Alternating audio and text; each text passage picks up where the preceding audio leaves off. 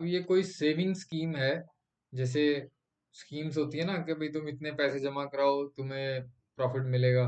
तो वो कहता है कि जैसे तुमने इन्वेस्टमेंट करी 8,000 रुपीज, ठीक है, किसी सेविंग स्कीम में। तो तुम्हें 3 साल बाद तुम्हें 3 साल बाद उस 8,000 को 5/4 टाइम्स मिलेगा। मतलब कि अगर मैं इसकी कटिंग कर दूं तो कितना आएगा, 2,000, 10,000, ठीक है ना।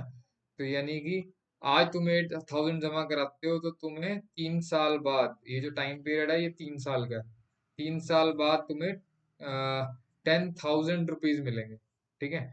फिर अब तुम्हारे 10,000 बन चुके हैं। अब इसका फिर से 5/4 टाइम्स कर दो तो ये कितना हो जाएगा, 4 to the 8, 20। तो ये कितना बन गया, एक 125,000, है ना। तो ये बन जाएगा 125,000। यानी कि 6 साल बाद, 3 साल इधर हो गए, फिर 3 साल और हो गए, फिर 3 साल हो गए, यानी कि टोटल यहाँ से यहाँ तक 6 साल हो गए। तो 6 साल बाद अगर तुम पैसे लेने जाओगे तो तुम्हें ये वाली जीरो हटा दी मैंने, ठीक है। 8,000 के 3 साल बाद 10,000 मिलेंगे, फिर उससे अगले 3 साल बाद 12,500 मिलेंगे, ठीक है। तो ऐसे ऐसे बढ़ते जाएंगे। तो ये एक सेविंग स्कीम है। तो अब ये चेक करना है कि क्या ये एक एपी बना रही है या नहीं बना रही, ठीक है। तो जो मैंने समझाया है वही प्रॉपरली लिख रहा हूँ मैं, कि स्टार्टिंग में 8,000 रुपीज हमें स्कीम में देने हैं, सेविंग स्कीम में। सो 3 साल बाद 5/4 टाइम्स हो जाएंगे, इसके बढ़ जाएंगे। मतलब 8,000 का 5/4 निकाला तो 10,000 मिलेंगे हमें 3 साल बाद, ठीक है। फिर 3 साल तक और हम पैसे नहीं विड्रॉ करते, पड़े रहने देते हैं।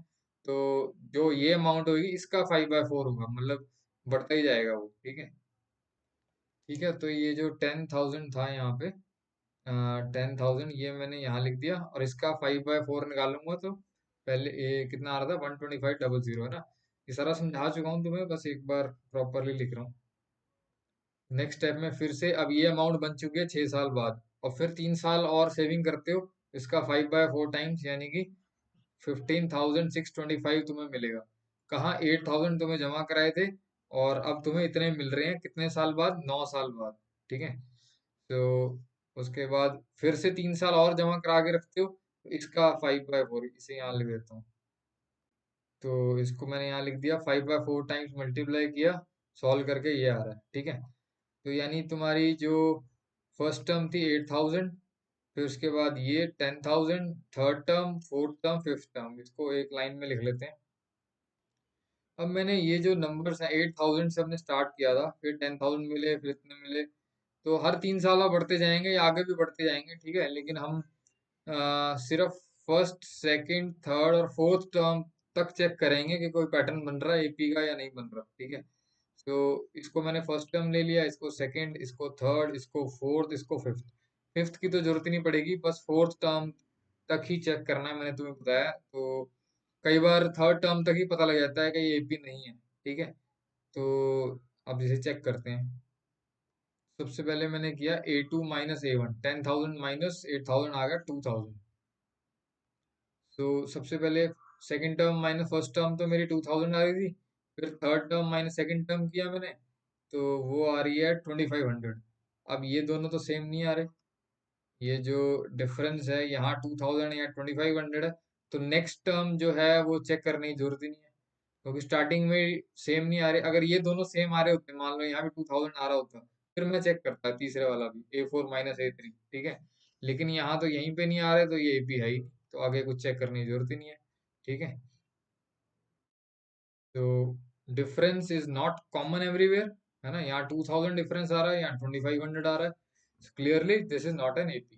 कौन सी, ये जो सीक्वेंस है ये एपी नहीं है, ठीक है। तो जैसे जैसे और एग्जांपल्स करते जाओगे और ज्यादा डेप्थ में समझ आता जाएगा कि ये एपी सीक्वेंस क्या होती है, ठीक है। एक और एग्जांपल जो एनसीईआरटी में दिया है, इससे एपी को समझते हैं हम। कह रहा number of unit squares in squares with side 1, 2, 3 unit. तो ये भी स्क्वायर है, ये सेकंड वाला भी स्क्वायर है, थर्ड वाला भी स्क्वायर है। तो इसमें स्क्वायर के अंदर, जैसे ये तो एक स्क्वायर है ना। तो ऐसे चार स्क्वायर मिलके फिर से एक स्क्वायर बना रहे हैं, है ना। ये जो है इसकी जो साइड लेंथ है वो 1 यूनिट है, इसकी भी 1 यूनिट है। तो ये एक स्क्वायर है। उसके बाद यही एक ब्लॉक जो है वो चार ब्लॉक बना रहा है, मतलब चार स्क्वायर्स हैं, ये भी स्क्वायर है, ये भी स्क्वायर है, ये भी स्क्वायर है, ये भी स्क्वायर है। तो ये 1 और 1 + 1 कितना होगा, ये पूरी लेंथ होगी 2, है ना। ये 1 यूनिट है, ये भी 1 यूनिट है, तो पूरी 2 होगी। पूरी कितनी होगी, 2 यूनिट, है ना। ये 1 2 3 4 5 6 7 8 9 स्क्वायर हमने जोड़ दिए, ये वाले, और फिर से एक स्क्वायर बन गया, ये वाला। तो 1 + 1 + 1 3 यूनिट हो गया इसकी लेंथ। और ऐसे भी ब्रेडथ भी 3 यूनिट हो गई। तो ये भी पूरा भी एज अ होल भी ये स्क्वायर हो गया, ठीक है। तो मेन कंसर्न है हमारा वो ये है कि इसमें कितने स्क्वायर हैं। इसमें है 1 का स्क्वायर यानी कि 1। मैंने लिख दिया। यहाँ इसमें एक स्क्वायर है, इसमें चार स्क्वायर है, इसमें 9 स्क्वायर है, ठीक है। तो मैं लिख सकता हूँ 1 को 1 का स्क्वायर लिख सकता हूँ, 4 को 2 का स्क्वायर, 9 को 3 का स्क्वायर। इसीलिए इसने यहाँ पे जो सीक्वेंस बताई है, 1 स्क्वायर, 2 स्क्वायर, 3 स्क्वायर, यही दी हुई है डायरेक्ट। अब हमें इससे इस पे जाना पहले, ठीक है। और फिर हम चेक करेंगे ये एपी है या नहीं है। इसको लिख दिया 1, इसको थोड़ा ओपन कर दिया, 2 का स्क्वायर 4 हो गया, 3 का स्क्वायर 9 हो गया, ठीक है।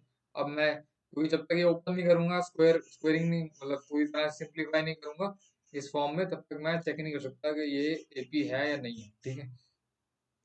मैंने क्या किया, ये 1 स्क्वायर, 2 स्क्वायर, 3 स्क्वायर है, तो नेक्स्ट 4 स्क्वायर होगा, तो यहाँ पे ऐड कर दिया, ठीक है। 4 स्क्वायर का होगा 16। अब ये हमारी फर्स्ट टर्म है, A1 लिख सकते हैं, ये सेकंड टर्म, ये थर्ड टर्म, ये फोर्थ टर्म, ठीक है। कुछ बुक्स में ऐसे लिखा होता है, फर्स्ट टर्म को T1 लिखते हैं, इसको T2, थर्ड टर्म को T3, T4 सब्सक्रिप्ट में पैरों में लिख देते हैं, 1 2 3 4 जो भी है। तो हम जो है एनसीईआरटी वाला ही यूज कर रहे हैं, अल्फाबेट ए, ठीक है। टी, जैसे आर डी शर्मा या किसी और बुक में देखोगे तो टी भी कई जगह यूज किया होता है, ठीक है, मीनिंग सेम ही है। तो सबसे पहले मैंने निकाला A2 - A1 यानी कि 4 - 1 विच इज 3। फिर मैंने निकाला A3 - A2, 9 - 4 आ गया 5। फिर मैंने निकाला A4 - A3, ठीक है, फाइनल माइनस इनिशियल। सो या कह लो next minus previous, previous minus next नहीं होगा, नेक्स्ट वाला पहले आएगा। 16 - 9 होगा, 9 - 16 नहीं होगा, ठीक है। सो 16 - 9 आ गया हमारा 7। अब हमने देखा कि ये तो हर बार ही डिफरेंस चेंज आ रहा है। वैसे तो पहले दो जो हैं वो ही डिफरेंट आ रहे हैं, तो आगे चेक करने की जरूरत नहीं है, इसलिए इन्होंने आगे कुछ 4 स्क्वायर दिया नहीं हुआ, ठीक है। लेकिन हमने चलो क्लैरिटी के लिए और एक डाल दिया। तो फर्स्ट सेकंड ही नहीं जो है सेम आ रहे, तो ये एपी तो है ही नहीं, ठीक है। थर्ड की चेक करने की जरूरत नहीं है, लेकिन फिर भी मैंने थर्ड लिख दिया। सो मैंने लिख दिया यहाँ पे, here difference is not common everywhere, clearly this sequence is not an AP. ये जो सीक्वेंस दिया हुआ है this is not an AP, ठीक है। ये सारी day to day daily routine की जो सिचुएशंस हैं उसी को दिया हुआ है, और हम चेक कर रहे हैं कि ये जो सीक्वेंस है या ये जो पैटर्न बन रहा है ये एपी है या नहीं है, ठीक है। उसके बाद एक और एग्जांपल दिया एनसीईआरटी में, Shakila puts ₹100 into her daughter's money money box, जो तुम्हारा पिगी बैंक होता है या गुल्लक बोलते हैं जिसको, उसमें ₹100 रखे उसने, शकीला ने अपनी बेटी के लिए, जब वो when she was 1 year old, जब वो 1 साल की थी, तब से उसने पैसे उसमें जोड़ने शुरू कर दिए, ₹100 गुल्लक में डाल दिए उसने। And increase the amount by ₹50 every year, the amount of money in the box on the first, second, third and fourth birthday. पहले साल जब वो 1 साल की हुई तो उसने ₹100 गुल्लक में डाल दिए, ठीक है, या मनी बॉक्स बोल लो, मनी बॉक्स में डाल दिए। उसके बाद अगले साल वो हर साल ₹50 इंक्रीज कर देती है, वही जो सेविंग करनी है। तो सेकेंड ईयर में उसने ₹150 डाले।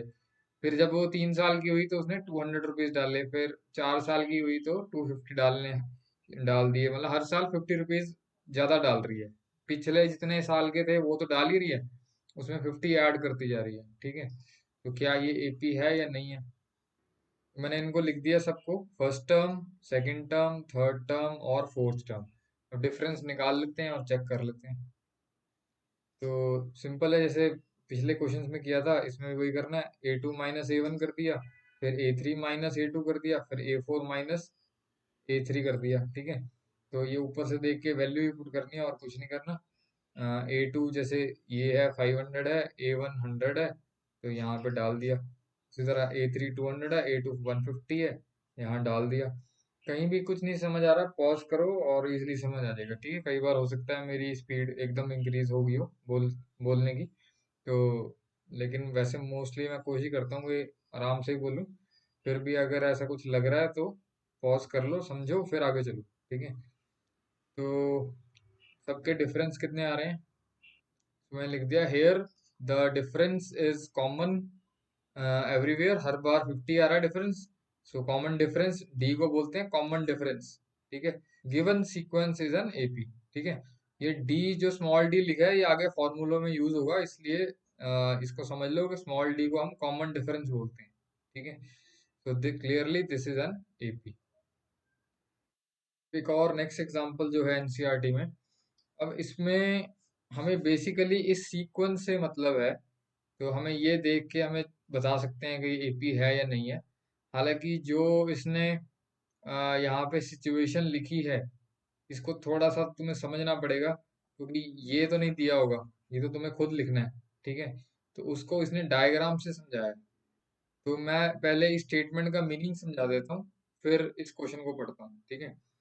तो सिचुएशन सिचुएशन ये है कि जैसे फर्स्ट मंथ में जो रैबिट है, जैसे मान लो एक मेल है और दूसरी फीमेल है, तो ये फर्स्ट मंथ में कुछ प्रोड्यूस नहीं करते, ठीक है। सेकंड मंथ से ये प्रोड्यूस करना शुरू करते हैं। तो अब एक पेयर है जिसमें मान लो ये फादर है और ये मदर है, ठीक है, मान लो। और जितने भी इनके बच्चे हैं वो ये सारे हैं। ये आगे जैसे इन्होंने एक पेयर पैदा किया, उसने फिर आगे आगे आगे पैदा किया। तो ये वही फादर है जो यहाँ से चला था, और ये वही मदर है जो यहाँ से चली थी, ठीक है। तो अब इसमें क्या है कि ये फर्स्ट मंथ है, ये सेकंड मंथ, ये थर्ड मंथ, अप टू ये सिक्स्थ मंथ तक की बात हुई है यहाँ पे, ठीक है। तो अब ये फर्स्ट मंथ में कोई रैबिट पैदा नहीं करते, और सेकंड मंथ में, ठीक है, सेकंड मंथ में अभी ये तो वही है, ये वही फादर मदर है इनको दोबारा बनाया हुआ है, ठीक है। जो यहाँ से स्टार्ट हुए थे उन्हीं को दोबारा दोबारा बनाया हुआ है, ठीक है। जो मेन फादर मदर है जहाँ से स्टार्ट हुई है ये एंसेस्टर्स बोल लो, मतलब यहाँ से शुरू हुए हैं, ये एक ही है, ठीक है। तो अब ये सेकंड मंथ में इन्होंने एक एक पेयर पैदा किए इन्होंने, ठीक है। ये वही वाले हैं जो चल रहे हैं, ठीक है। और उसके बाद फिर फिर अगले मंथ हर हर महीने वो एक पेयर रैबिट का पैदा करते हैं। फिर थर्ड मंथ में इन्होंने फिर से पैदा किया, अगले मंथ ये दोनों हुए, ठीक है। फिर उसके बाद फोर्थ मंथ में फिर से इन्होंने पैदा किया तो ये दोनों हुए। फिर फिफ्थ मंथ में उन्होंने इन दोनों ने ये पैदा किया, ठीक है। और सिक्स मंथ में अभी तो यही है, ये ऊपर वाले तो सेम ही है, ये सारे सेम है, ठीक है। तो अब जो पैदा हुए हैं, जैसे जैसे ये पैदा हुआ है, ये तो ये क्या करेगा फर्स्ट मंथ में, तो कुछ नहीं पैदा करेगा, है ना। ये क्या नाम है, ये तो सेम चल रहा है, ये वाले जो है ना ये तो सेम चल रहे हैं। तो फर्स्ट मंथ में तो ये जो है ये यहाँ से ये दोबारा सेम बना दिए, क्योंकि फर्स्ट मंथ में तो ये कुछ प्रोड्यूस नहीं कर रहे। ये है सेकंड मंथ, ठीक है। इनके लिए सेकंड मंथ ये हुआ ना। फर्स्ट मंथ में वो बहुत यंग होते हैं, कुछ प्रोड्यूस नहीं कर सकते। तो ये सेकंड मंथ में इन्होंने फिर एक प्रोड्यूस किया, वो ये आ गया। अब ये वाले और ये वाले सेम ही है, ये बच्चे वही वाले हैं, इन्होंने कुछ प्रोड्यूस नहीं किया, ठीक है। फिर उसके बाद ये वाले ये सारे ये एक ही है, मतलब रैबिट जो है नए नहीं है, ये वही जो यहाँ से चला है वही ये वाला सेम ही है, ठीक है। तो इस केस में इन्होंने सेकंड मंथ में तो ये प्रोड्यूस किया था, थर्ड मंथ में इन्होंने ये प्रोड्यूस कर दिया, ये वाला, ये नए हैं ये वाले, ठीक है। तो इनमें से पुराने कौन से चल रहे हैं, ये पुराने, ठीक है। और ये सेम है, ये और ये सेम है, मतलब ये सारी सेम है। इस केस में ये तीनों सेम है, और इस केस में ये और ये सेम है, ठीक है, क्योंकि फर्स्ट मंथ में वो प्रोड्यूस नहीं करते, सेकंड मंथ में करते हैं। उसी तरह से ये इनका फर्स्ट मंथ ये वाला है, ये वाला, तो यहाँ कुछ प्रोड्यूस नहीं किया इन्होंने, तभी आगे कोई एरो नहीं जा रहा, ठीक है। और बाकी इसके ये और ये सेम है, फर्स्ट मंथ में कुछ नहीं प्रोड्यूस किया, सेकंड मंथ में इन्होंने ये प्रोड्यूस कर दिया, ठीक है। उसी तरह से ये जो है ये सेम है, और इन्होंने इन्होंने तो हर मंथ एक प्रोड्यूस कर रहा है ना, यहाँ से शुरू हुए थे, फर्स्ट मंथ कुछ नहीं किया, तो मतलब फर्स्ट मंथ तो यही है, सेकंड मंथ ये है, सेकंड मंथ में इन्होंने ये प्रोड्यूस कर दिया, थर्ड मंथ में इन्होंने ये प्रोड्यूस कर दिया, फोर्थ मंथ में इन्होंने ये प्रोड्यूस कर दिया, फिफ्थ मंथ में इन्होंने ये प्रोड्यूस कर दिया, ठीक है। तो ऐसे ऐसे मतलब फर्स्ट मंथ कुछ प्रोड्यूस नहीं कर रहे, सेकंड मंथ में वो कुछ प्रोड्यूस कर रहे हैं, ठीक है। और ये मैंने बता दिया, ये सारे सेम है, उधर से ये सारे सेम है, ये सेम है, ये सेम है, बाकी जो नए नए प्रोड्यूस हो रहे हैं वो ये हैं, ये हैं, ये हैं, ये, ठीक है। तो यानी कि अगर मैं कैलकुलेट करूं, तो फर्स्ट मंथ में कितने रैबिट्स हैं, यही है, एक पेयर ही है, पेयर की बात किया है इसने यहाँ पे, ठीक है। सेकंड मंथ में भी एक पेयर है, थर्ड मंथ में ये पहला पेयर और ये दूसरा पेयर, उसके बाद फोर्थ मंथ में ये पहला पेयर, दूसरा पेयर, ये तीसरा पेयर, इसलिए यहाँ पे 3 लिखा है। उसके बाद फोर्थ मंथ में, सॉरी फिफ्थ मंथ में ये पहला पेयर, दूसरा, तीसरा, फोर्थ और फिफ्थ, 5 पेयर हैं, तो ये सारे पेयर्स हैं, ठीक है। तो उसके बाद सिक्स्थ मंथ में ये first pair, second, third, fourth, fifth, six, seventh, eighth, 8 pair हैं रैबिट्स के, तो ये आ गया, ठीक है। तो अब यहाँ से पढ़ो जरा, a pair of rabbits are too young to produce in their first month.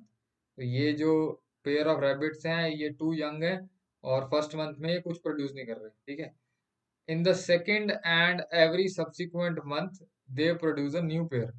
तो सेकेंड मंथ में उसने, ये तो वही ऊपर वाली है, इन्होंने एक पेयर पैदा कर दिया, ये, ठीक है। उसके बाद थर्ड मंथ में, ये तो ऊपर वाली है, इन्होंने एक और पेयर पैदा कर दिया, ये, ठीक है, यही लिखा है यहाँ पे, each new pair of rabbits produce a new pair in the second month and in the every subsequent month. तो जो नया पेयर बनता है, जो नए बच्चे पैदा हुए हैं, ये फर्स्ट मंथ में तो कुछ नहीं किया, वो तो सेम ही है, सेकंड मंथ में उन्होंने ये ये सेकंड मंथ में उन्होंने एक पेयर और पैदा कर दिया, ठीक है। तो ये लिखा है यहाँ पे, each new pair of rabbits produce a new pair in the second month and in every subsequent month. See figure 5.3, ये 5.3 फिगर ही है rabbits की जो बनाई हुई है। Assuming no rabbit dies first, second, third and sixth month respectively are this. उसने कहा कि फर्स्ट मंथ से लेकर सिक्स्थ मंथ तक जो पेयर ऑफ रैबिट्स पूछा है, उसने नंबर ऑफ रैबिट्स नहीं पूछा, क्योंकि नंबर ऑफ रैबिट्स है यहाँ पे 1 2 3 4 5 6 7 8 9 10 11 12 13 14 15 16 है, यहाँ पे तो 8 लिखा है। उन्होंने पेयर पूछा है, कितने पेयर और हो गए मतलब सिक्स्थ मंथ में, वो है 8, 8 पेयर ऑफ रैबिट्स। ये वाली आई जो कि यहाँ पे भी लिखी हुई है, ठीक है। मैंने क्या किया, ये जो सीक्वेंस थी ये वाली मैं दोबारा से लिख ली, ये first term, second, third term, fourth, fifth और सिक्स टर्म आ गई, ठीक है। अब ऐसे मैं इसको चेक करूंगा तो ये एपी तो नहीं आएगी, लेकिन अगर तुम इसमें ध्यान से देखो तो एक पैटर्न बन रहा है इसमें कि 1 और 1 तो लिख दो 2 बार, फिर 1+1 करोगे तो 2 आएगा, ठीक है। कि पहली 2 टर्म्स को ऐड करोगे, 1+1 तो 2 आएगा, फिर दूसरी और तीसरी को ऐड करोगे यानी 1+2 वो 3 आएगा, फिर उसके बाद तीसरी और चौथी को ऐड करोगे, ठीक है। फिर से बता देता हूँ, पहली और दूसरी को ऐड करोगे 1+1 तो तीसरी नेक्स्ट टर्म आ जाएगी, मतलब एक बार तुमने 1 और 1 लिख दिया, तो पहली और दूसरी को ऐड करोगे तो कितना आएगा, 2 आ जाएगा, है ना। फिर दूसरी और तीसरी को ऐड करोगे तो कितना आ जाएगा, 3 आ जाएगा। फिर थर्ड और फोर्थ टर्म को ऐड करोगे तो कितना आ जाएगा, 2+3 5 आ जाएगा। फिर फोर्थ टर्म और फिफ्थ टर्म को ऐड करोगे कितना आएगा, 3+5 8 आ जाएगा। तो यानी कि पिछली 2 टर्म्स को ऐड करते जाओ, नेक्स्ट टर्म आती जाएगी, ठीक है। तो ऐसा एपी में तो होता नहीं है, तो ये भी एक पैटर्न होता है, इसे फिबोनाची सीक्वेंस बोलते हैं, जो कि हमारा 11th में आएगा, ठीक है। तो ये पैटर्न फिबोनाची सीक्वेंस है, तो एपी तो होगा नहीं, लेकिन हमें तो 10th वाले मेथड से सॉल्व करना है, तो हम वही डिफरेंस निकाल के चेक कर लेते हैं। तो मैंने क्या किया, second term minus first term और third term minus second term तक ही सॉल्व किया। तुम आगे भी कर सकते हो fourth term minus third term, लेकिन उसकी जरूरत नहीं है क्योंकि स्टार्टिंग में ही डिफरेंस जो है वो सेम नहीं आ रहा। तो second term minus first term किया मैंने, 1 - 1 0 आ रहा है, और third term minus second term किया तो 2 - 1 1 आ रहा है। तो difference is not common everywhere, so clearly given sequence is not an AP. तो यहाँ तक दो तक भी चेक करके बता दिया तो वो भी ठीक है। ठीक है, तो अलग अलग एग्जांपल्स दे के अब आई होप तुम्हें समझ आ गया होगा कि कौन सी सीक्वेंस एपी होती है, कौन सी सीक्वेंस एपी नहीं होती। बस सिंपली यही करना होता है, A2 - A1 A3 - A2 फिर A4 -A3, 3 तक सॉल्व करना होता है और बता दो वो एपी है या नहीं है। इस केस में तो पहले ही पता लग रहा है कि पहले स्टार्टिंग का ही